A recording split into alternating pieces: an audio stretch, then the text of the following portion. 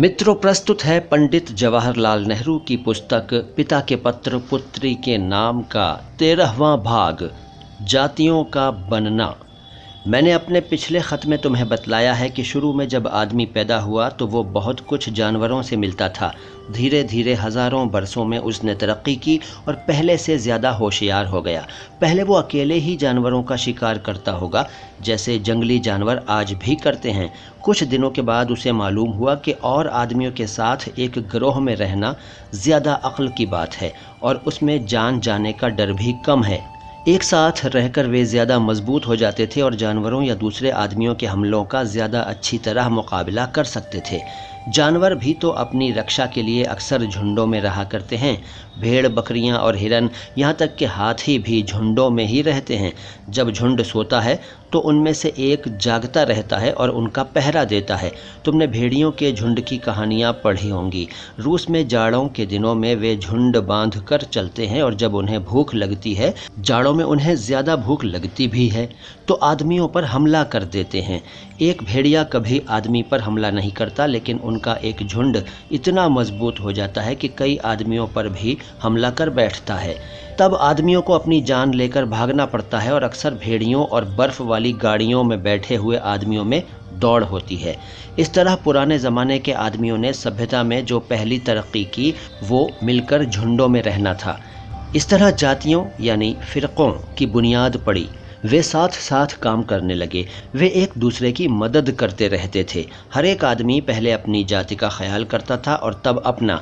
अगर जाति पर कोई संकट आता तो हर एक आदमी जाति की तरफ से लड़ता था और अगर कोई आदमी जाति के लिए लड़ने से इनकार करता तो निकाल बाहर किया जाता था। अब अगर बहुत से आदमी एक साथ मिलकर काम करना चाहते हैं तो उन्हें कायदे के साथ काम करना पड़ेगा। अगर हर एक आदमी अपनी मर्ज़ी के मुताबिक काम करे तो वो जाति बहुत दिन न चलेगी।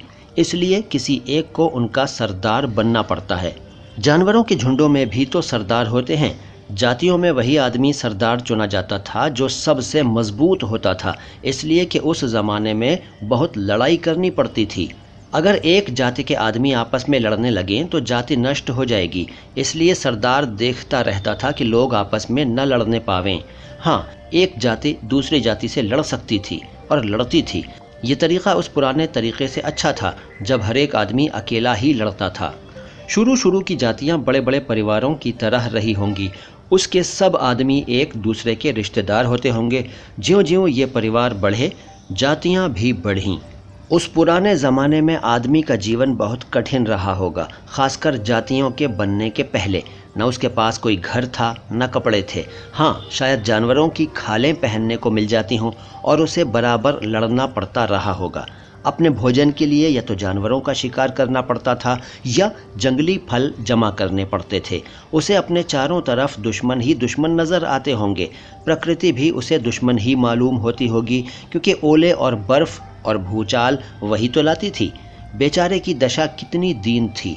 ज़मीन पर रेंग रहा है और हर एक चीज़ से डरता है, इसलिए कि वो कोई बात समझ नहीं सकता। अगर ओले गिरते तो वो समझता कि कोई देवता बादल में बैठा हुआ उस पर निशाना मार रहा है। वो डर जाता था और उस बादल में बैठे हुए आदमी को खुश करने के लिए कुछ न कुछ करना चाहता था जो उस पर ओले और पानी और बर्फ़ गिरा रहा था। लेकिन उसे खुश करे तो कैसे? न वो बहुत समझदार था न होशियार था। उसने सोचा होगा कि बादलों का देवता हमारी ही तरह होगा और खाने की चीज़ें पसंद करता होगा, इसलिए वो कुछ मांस रख देता था या किसी जानवर की कुर्बानी करके छोड़ देता था कि देवता आकर खा ले। वो सोचता था कि इस उपाय से ओला या पानी बंद हो जाएगा। हमें ये पागलपन मालूम होता है क्योंकि हम मेह या ओले या बर्फ़ के गिरने का सबब जानते हैं। जानवरों के मारने से उसका कोई संबंध नहीं है, लेकिन आज भी ऐसे आदमी मौजूद हैं जो इतने नासमझ हैं कि अब तक वही काम किए जाते हैं। दोस्तों, ये था पंडित जवाहरलाल नेहरू की किताब पिता के पत्र पुत्री के नाम का 13वां भाग। इससे आगे की बातें अगली मुलाकातों में होंगी। मैं मोइन शमसी हूँ। ये चैनल है नो बकवास बातें ख़ास। चैनल को सब्सक्राइब नहीं किया है तो कर लीजिए। वीडियो को लाइक ज़रूर कीजिए और शेयर भी कीजिए। Thank you.